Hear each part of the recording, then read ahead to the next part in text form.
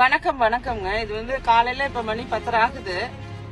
நான் இருக்கிற இடம் சென்னை திருவான்மையூர் காட்டன் ஹவுஸ் சிக்னல்னு சொல்லுவாங்க. அந்த இடத்துல மெயின் ரோட்ல நான் இறங்கி இப்ப காட்டுறேன். மெயின் ரோட்ல ஒரு ஒயின் ஷாப் டாஸ்மாக் இருக்கு.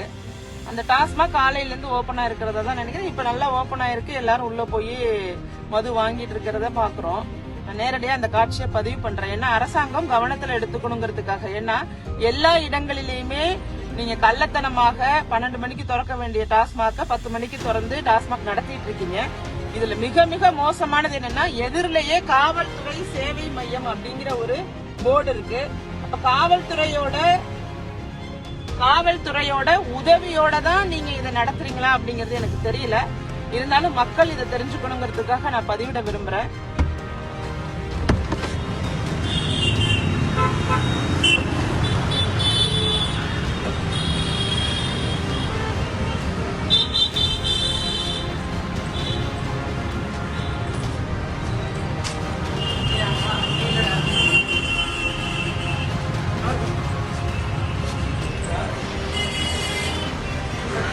பாரோட ஏதாவது காலையில 10:30 மணி பாத்துங்க.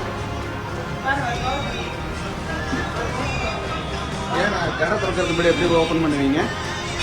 மணி 10 தான் ஆகுது. எப்படி ஓபன் பண்ணுவீங்க? யார் பர்மிஷன் கொடுத்தா உங்களுக்கு? சொல்லுங்க சார். கோட்டர் 200 ரூபான்னு சொன்னீங்கல்ல, இப்போ பாத்துங்க.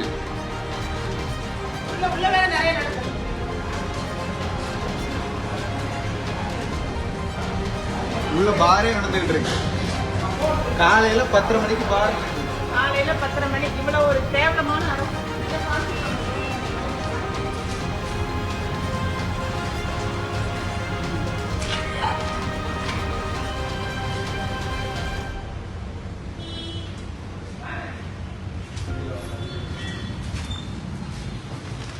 இதுதான் ஸ்டாலின் அவர்கள் கவனத்தில் எடுத்துக்கணும். அமைச்சர் முத்துசாமி அவர்கள் பாத்துங்க. இப்படி கள்ளத்தனமா வருமானம் ஈட்டிதான் நீங்க ஆட்சியை நடத்தணுங்கிற அவசியமே கிடையாது. இது மோசமான செயல். இதற்கு அரசு உடனடியா நடவடிக்கை எடுக்கலாம், எடுக்க வைப்போம். ஏன்னா கலால் துறைக்கு போனாலும் ஒழுங்கான நடவடிக்கை எடுக்கல.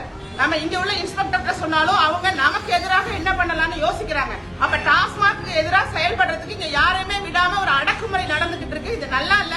நான் கடுமையான கண்டனத்தை தெரிவிச்சுக்கிறேன். டாஸ்மாக் போர்டு எங்க இருக்கு? கடை போர்டு எங்க இருக்கு?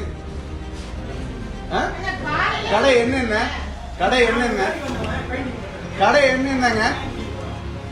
கடையோட நம்பர் என்ன? 898 திருவான்மையூர் தானே? 898 கடையின் போர்டே இல்ல.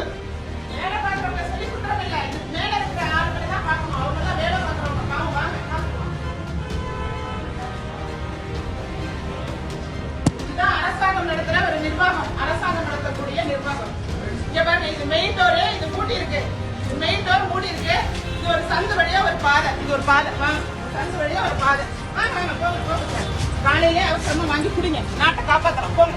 நாட்டோட நிதி நிலைமை மேம்படுத்தலாம். வரிசையா நிக்கிறாங்க. வரிசையா மக்கள் நிக்கிறாங்க.